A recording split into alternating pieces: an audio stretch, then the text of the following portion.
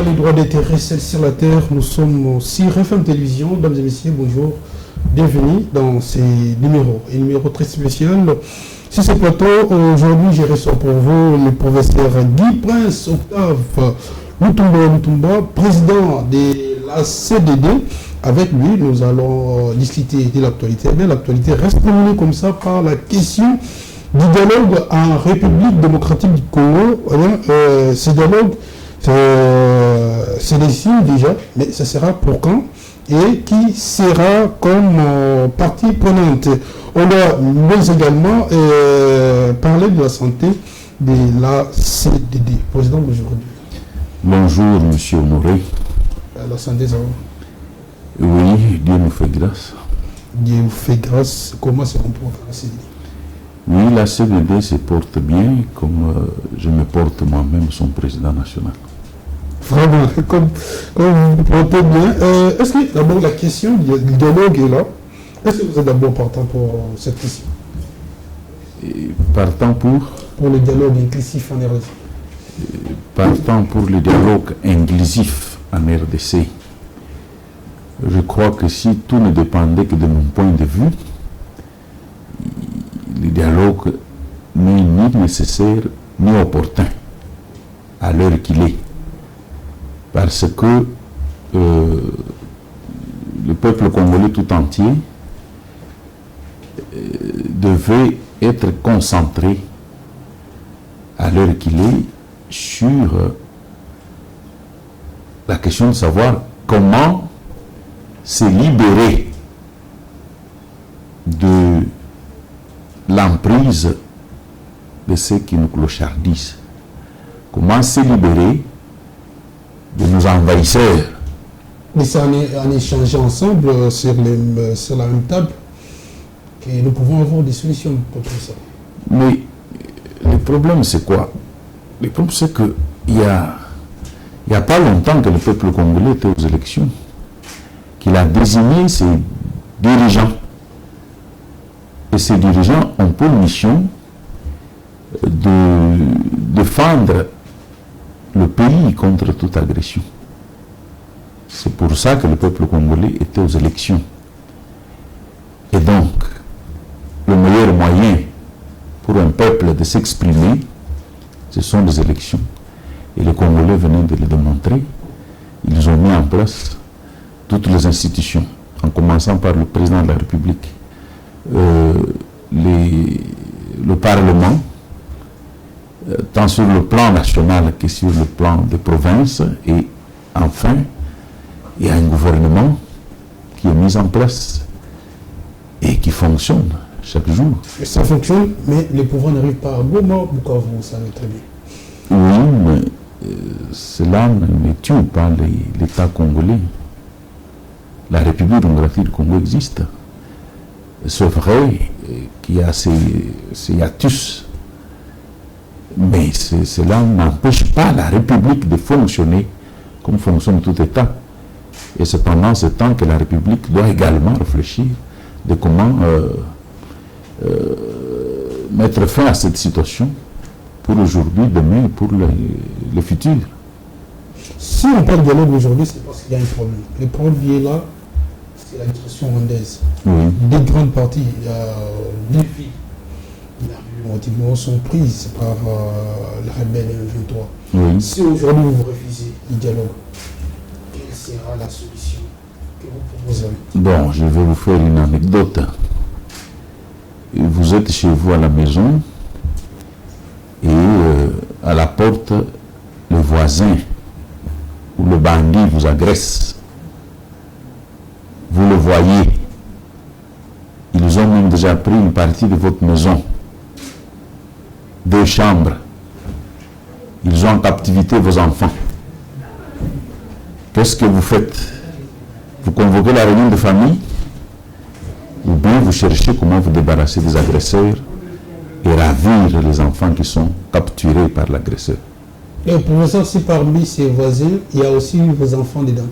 Oui, c'est ce que j'ai dit. C'est-à-dire que celui qui vous menace a déjà capturé. Oui, il a capturé, on n'a pas refusé. Allons-y dans ce... 2 de vos enfants. Oui. Alors, vous dans la maison, vous faites quoi? Vous convoquez une réunion de famille? Et vous voyez que parmi ces gens-là qui ont capturé vos enfants, il y a votre frère qui est là-bas.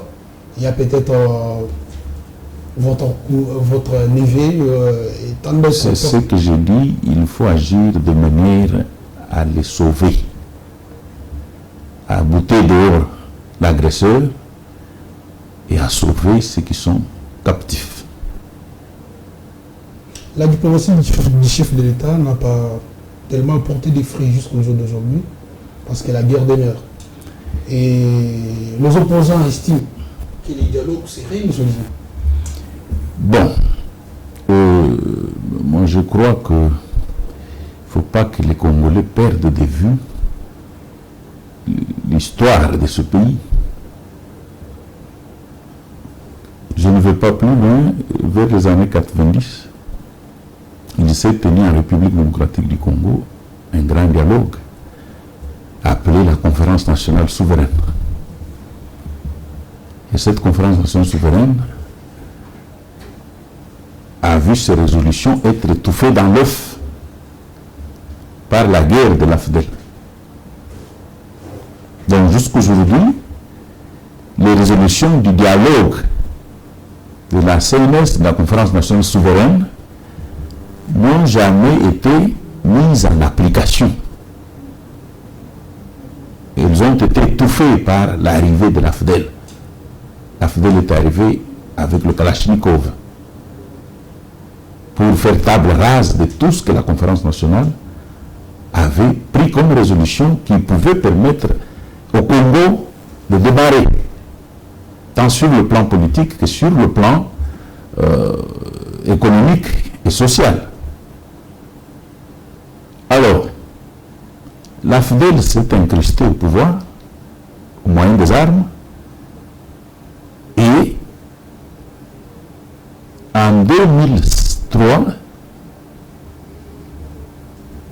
la guerre s'est encore éclatée en République démocratique du Congo. Solution, dialogue de San City. De ce dialogue de San City, il en est sorti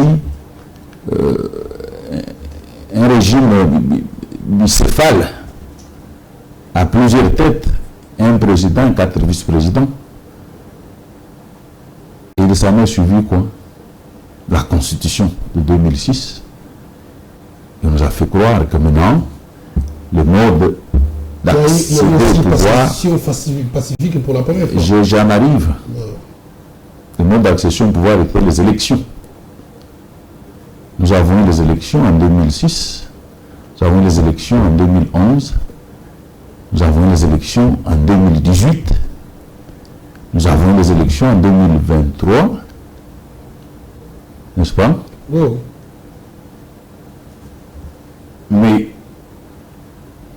bizarrement, la guerre est là. Et dans l'entretemps, il y a eu les fameux dialogues.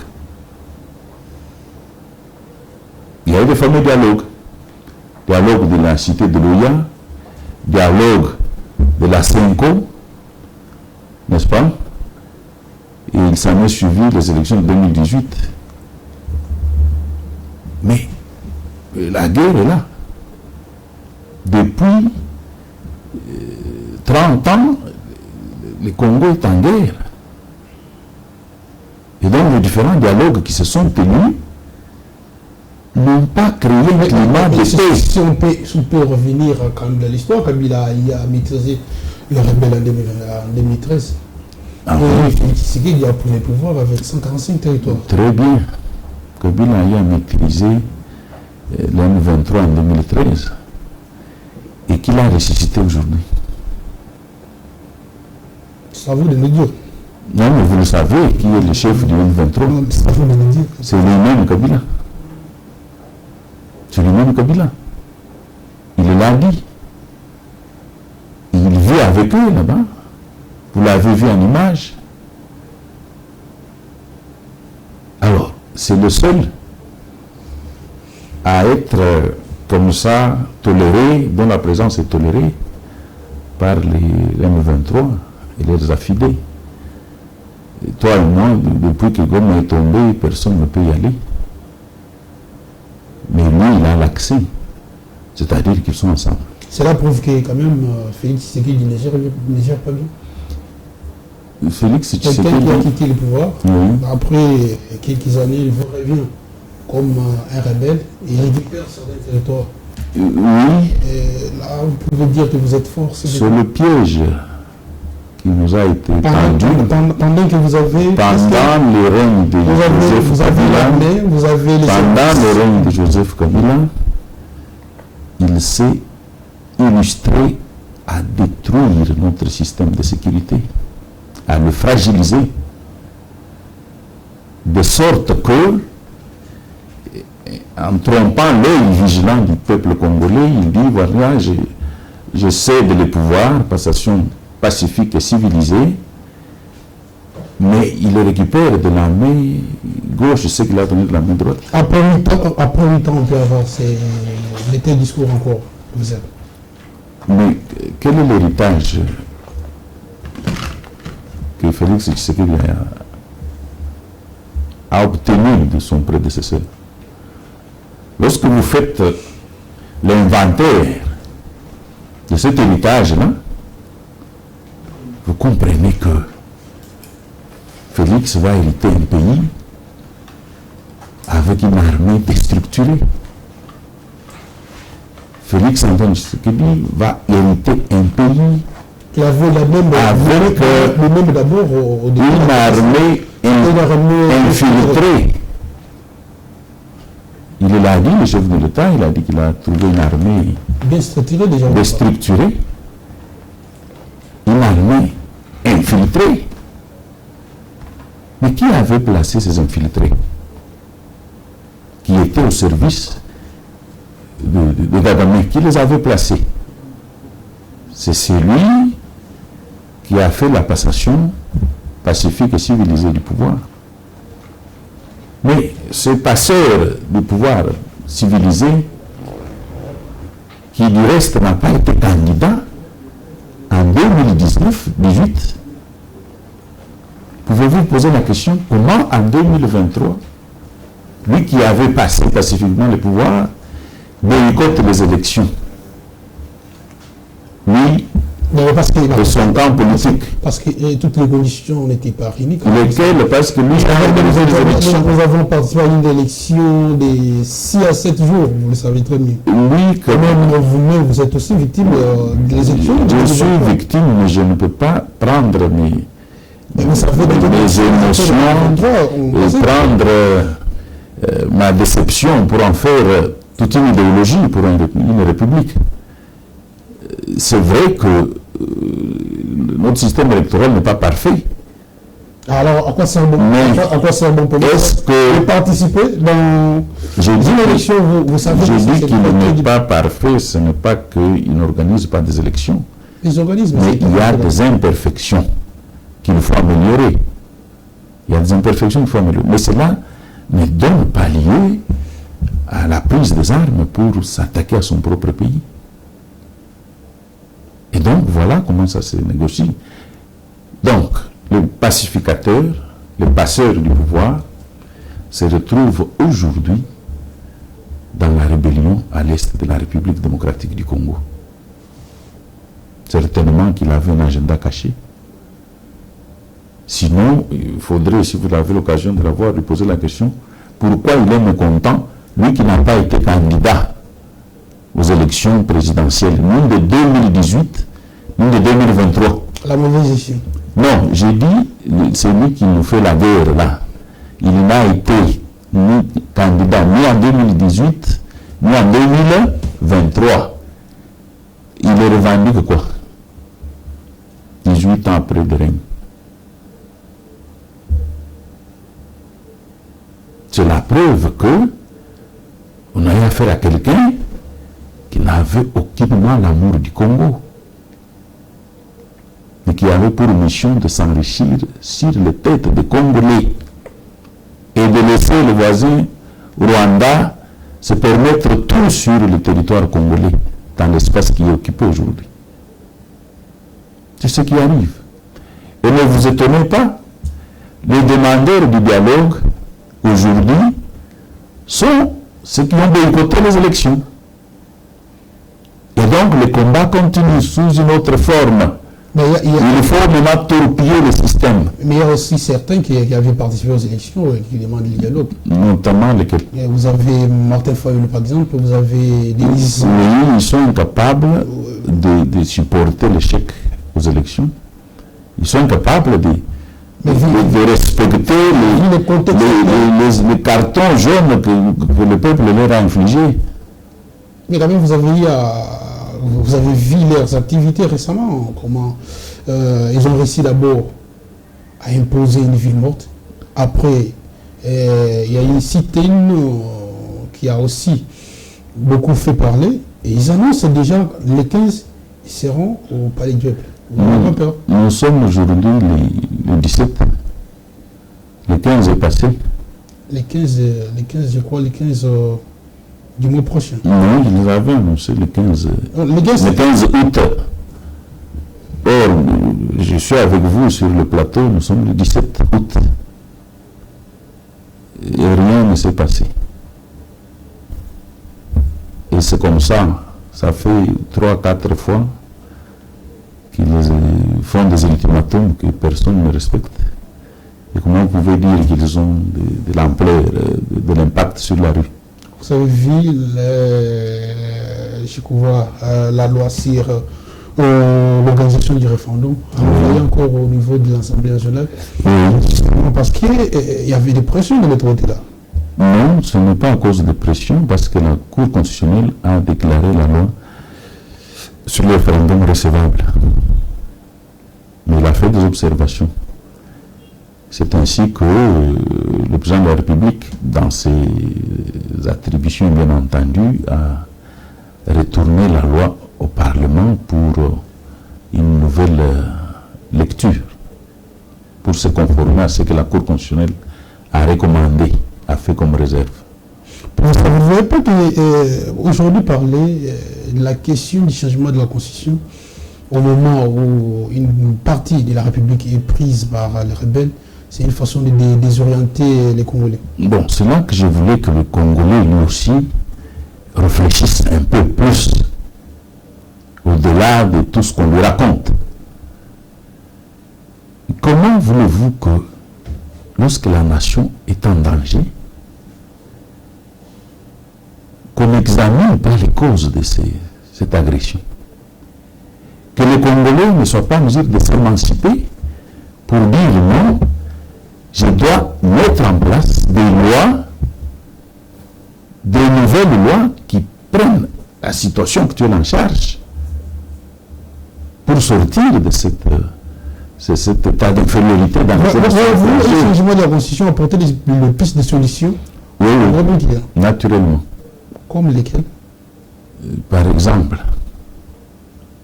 l'actuelle Constitution vous dit que, et c'est ce que vous me dites d'ailleurs, que pendant la guerre, on ne peut pas changer de Constitution. Et nous sommes très peu à nous poser la question, pourquoi ceci figure dans la Constitution? C'est comme je vous ai dit, dans votre propre maison, un voleur est entré, il a volé, il est parti, et vous voyez qu'il y a un trou qui n'a pas été fermé pour éviter que prochainement que ces voleurs ne reviennent par le même trou.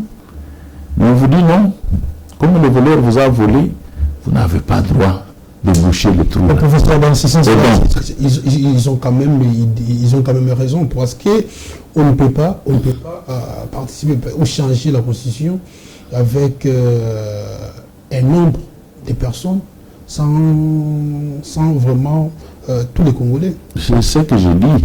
Parce que quand on parle... J'invite les Congolais à réfléchir, notamment sur ça.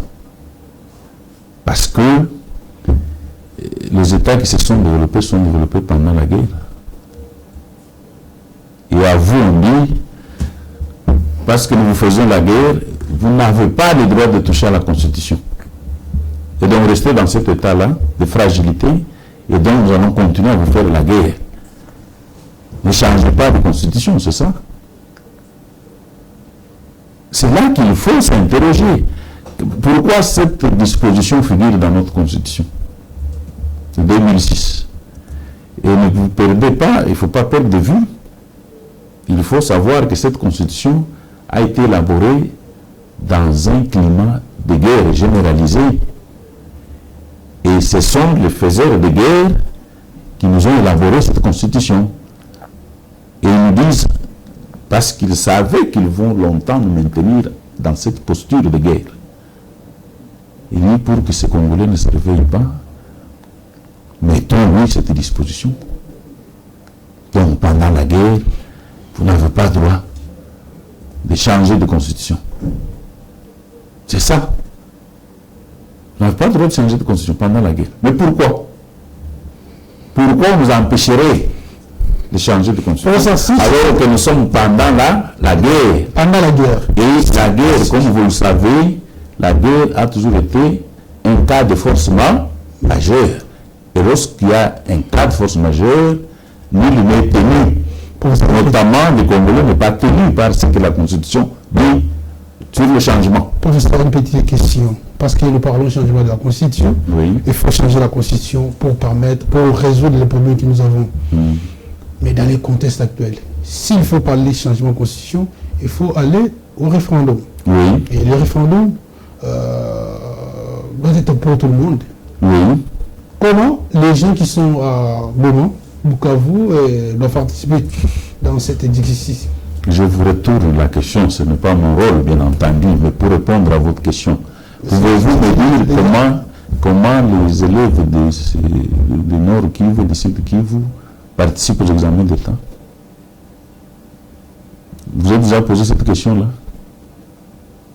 Comment ils participent aux examens d'État? Donc, le même moyen utilisé pour faire participer les élèves de ces territoires occupés aux examens d'État, les mêmes moyens peuvent être utilisés pour permettre à ce peuple qui est sous captivité de s'exprimer. Et les nouvelles technologies sont appropriées pour cela. Qui vont coordonner ça? Parce que c'est le pouvoir public.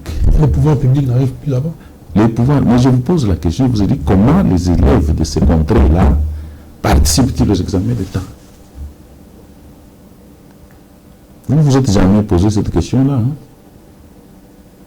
Et pourtant, chaque année, ils participent aux examens d'État.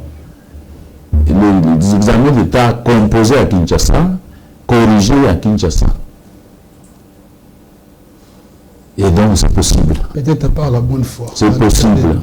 Peut-être c'est possible. Est-ce que ça sera possible pour un référendum qui doit maintenir? Parce que là, changement de la Constitution, il y a certains qui disent ils font tout pour garder Félix-Antoine Tshisekedi au pouvoir. Le plus longtemps possible. Bon, on ne peut pas, c'est simple. Là, on va fausser le débat.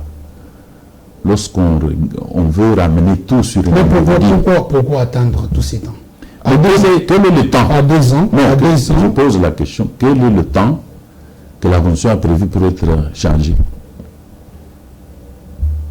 Il n'y a pas de temps. C'est qu'elle peut être changée à tout moment. Il n'y a pas de temps, parce que les gens disent, oh non, mais pourquoi seulement à 2 ans de la fin? Mais quel est le temps constitutionnel? Il n'est pas là. Et donc à tout moment, ça peut se faire. Ça peut se faire à tout moment. Oui. Changement de la Constitution. Oui, changement de la Constitution. Qu'est-ce que vous pensez qu'on ajoute quoi dans la Constitution qui n'existe pas? Oui, mais je vous ai montré qu'il y a beaucoup d'incohérences dans l'actuelle Constitution. À l'exception. Premièrement, la Constitution vous dit, quand nous vous faisons la guerre, vous n'êtes pas à mesure de changer votre Constitution. De ça, professeur. Et je vous donne des contre-performances qui sont dans la Constitution, des incohérences. Très bien. Je vais le dire. Je prends très rapidement un cas. Le mandat du président de la République est de 5 ans, d'après la Constitution. Mais sur le terrain, comment ça se passe? Le chef de l'État est le premier à être élu. toutes les institutions. C'est le premier à être élu, à être investi. Alors, vous avez la Constitution qui vous dit que le président de la République gouverne mais ne règne pas. Règne mais ne gouverne pas. Parce qu'il ne peut agir qu'à travers le gouvernement. Or, pour avoir un gouvernement, il faut installer là le Parlement, l'Assemblée nationale, au moins une de ses chambres, l'Assemblée nationale. Alors, le temps d'identifier qui est élu, qui n'est pas élu, il faut attendre le contentieux à la Cour constitutionnelle, qui lui aussi prend du temps pour être examiné et pour publier le résultat définitif. Dans l'entretemps, le président de la République ne fonctionne pas, parce qu'il n'a pas de gouvernement, n'a pas de premier ministre. Et alors, viendra le temps de désigner le premier ministre. Le chef de l'État ne le fait toujours pas parce que la Constitution dit qu'il faut désigner un informateur. Et le temps que l'informateur se mette au travail, d'identifier la majorité et de ramener ses conclusions au président de la République pour qu'il désigne alors un premier ministre. Faites les calculs. Nous avons pris combien de temps sur les 5 ans? C'est consigné dans la Constitution. Le président de la République, à qui la Constitution ne donne pas plein pouvoir, parce qu'il est le chef de l'exécutif, mais il n'est pas le chef du gouvernement. Alors, la Constitution lui impose le contre-saint. Le président de la République, pourtant élu au suffrage universel direct, mais on lui dit de composer avec un premier ministre qui lui forcément n'a pas été désigné par le peuple au suffrage universel direct. Ce sont des contre-performances. Rappelez-vous de cet incident au sommet de l'État, il n'y a pas longtemps, en 2019-2020. Il vous souviendrait que le Premier ministre, Ilunga Kamba, s'était opposé aux ordonnances du président de la République. Au nom de la Constitution. Là, il fait King of Moza, je crois, avec le... Au nom de la Constitution. Vous voyez. Et donc c'est une Constitution qui peut amener des incidents comme ça et paralyser le fonctionnement de l'État. C'est déjà arrivé. Rappelez-vous de l'ordonnance du chef de l'État signée nommant les mandataires à la GECAMINE. Nous sommes sous FCC cash. Et donc, ces ordonnances ont souffert d'application plus d'une année. Parce que le gouvernement, qui était majoritairement FCC, refusait les décisions du président de la République, pourtant élu au suffrage universel direct. C'est ça, les contradictions, les contre-performances, qui sont consignées pourtant dans la Constitution. Comment vous allez mettre sur le même diapason un président de la République élu au suffrage universel avec un premier ministre nommé par le président de la République? Il y a des logiques là-dedans. Et donc, vous voyez comment, non seulement le mandat n'est pas un mandat sincère, qu'on dit être mandat du chef de l'État, parce que je vous démontre le contre-performance sur la mise en place des institutions, mais aussi la dernière année du mandat, c'est-à-dire la 5e année, le président de la République élu doit organiser les élections. Merci, merci. Et donc, comment voulez-vous me convaincre que le mandat est de 5 ans? Merci, merci beaucoup, professeur. Merci beaucoup, professeur. Si aujourd'hui, peut-être, qu'on changeait la Constitution, permettez-vous de voir Félix Antoine Tshisekedi pour créer un nouveau mandat? Lorsque la Constitution est changée, aucun Congolais ne s'en trouve exclu s'il est dans les conditions d'être éligible. Vous allez l'exclure sur base de quoi? Parce qu'il a quand même travaillé là. Nous parlons d'une nouvelle constitution et d'une 4e république. parce qu'il n'y a que la loi qui peut exclure quelqu'un selon les conditions qu'elle va déterminer.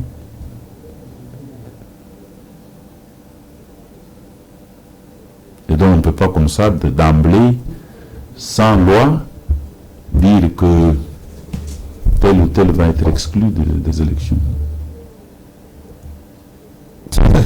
Donc, ce qu'il dit pour une mission et un mandat, c'est ça?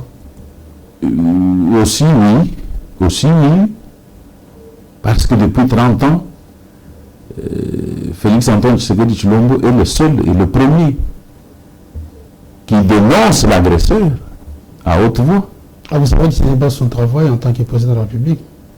C'est son travail. Il est là pour garantir. Mais il est le garant de l'intégrité territoriale. Non, pour dénoncer quand même. Mais il fallait d'abord commencer par dénoncer.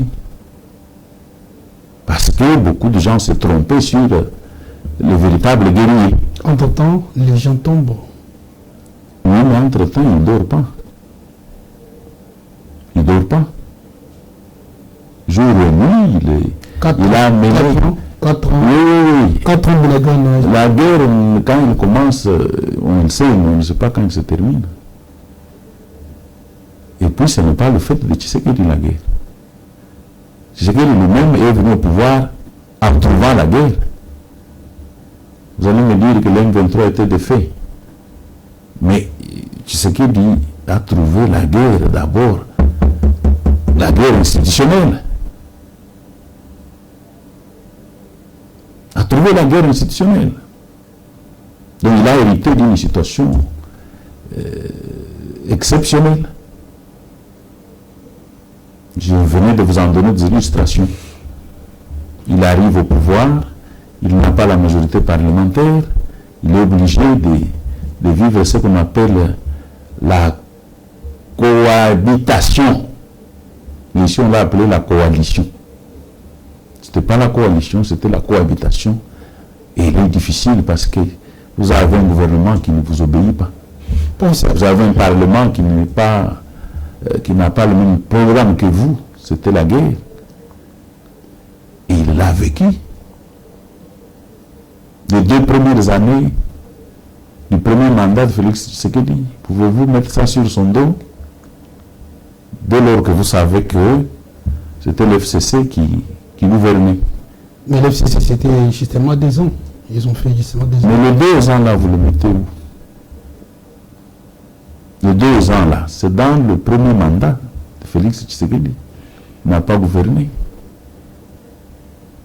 Beaucoup de crocs en jambes, c'était déjà la guerre. Une armée tournée vers autre chose, c'était déjà une autre forme de guerre. Professeur, est-ce qu'aujourd'hui vous êtes convaincu de certaines opinions des gens qui estiment que Félix a été un bon président, mais il a un mauvais entourage? Non. Il faut ne pas confondre les choses ou prendre le discours de la rue et en faire notre dogme ici.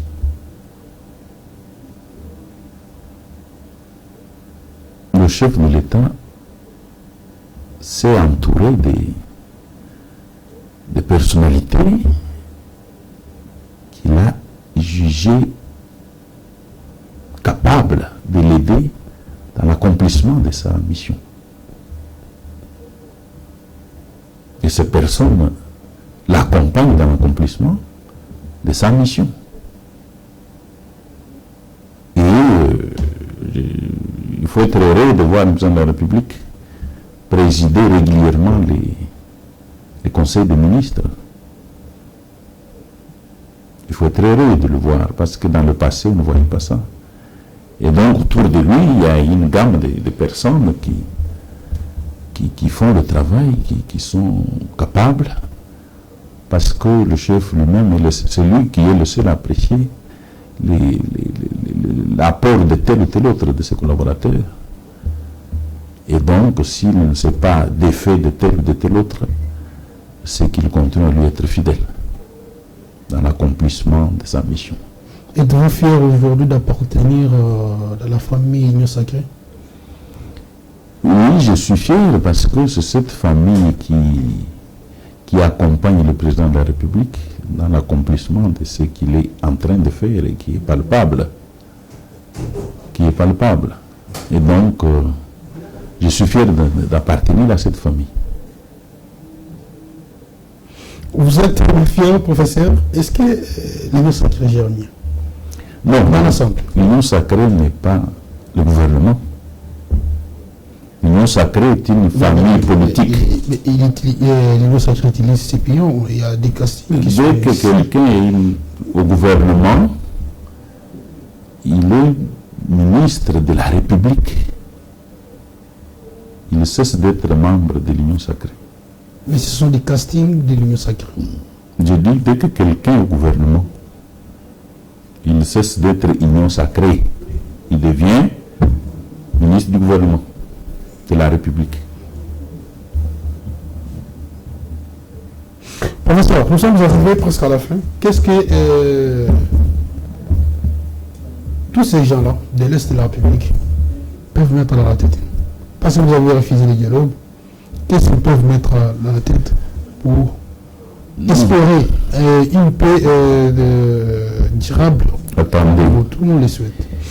Vous êtes de ceux qui pensent que le dialogue tenu à Kinshasa ou à Lubumbashi ou quelque part dans la République démocratique du Congo, c'est ce dialogue qui va libérer la population de l'Est de l'occupation étrangère.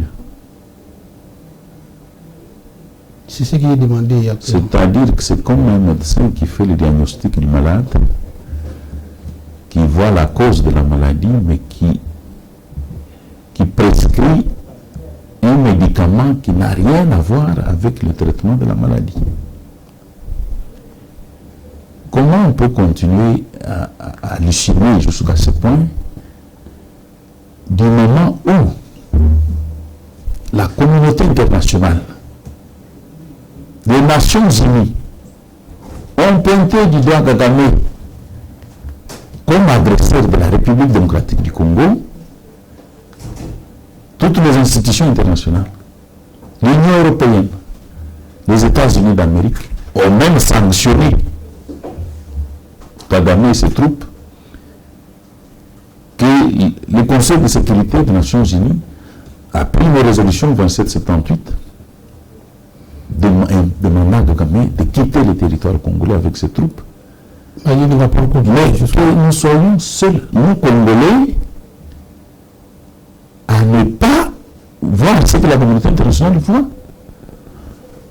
Excusez-moi, que nous soyons les seuls à croire que les échanges que nous allons avoir entre nous s'imposeront sur Kagame.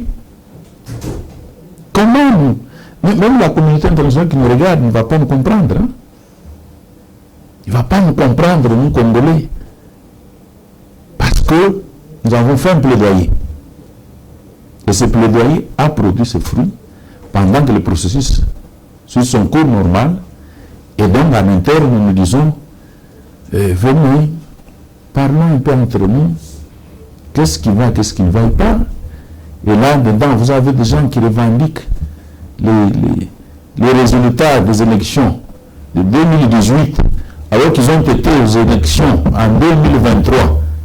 Mais où est-ce qu'on va aller? Où est-ce qu'on va trouver des solutions? Donc, soyons quand même cohérents, cartésiens, soyons logiques, pour que le monde entier nous respecte. La paix pour quand? Je vous ai dit que c'est pour bientôt la paix. C'est pour bientôt la paix. On va servir sur ce plateau, mesdames et messieurs, Guy Octave, Prince Lutumba, professeur ordinaire et président du parti ACDB. Merci à l'équipe qui nous a accompagnés. Je vois Dété Mouya également, John Mouya. Torres était derrière les caméras. On se retrouve très très prochainement avec le même plaisir. Ciao.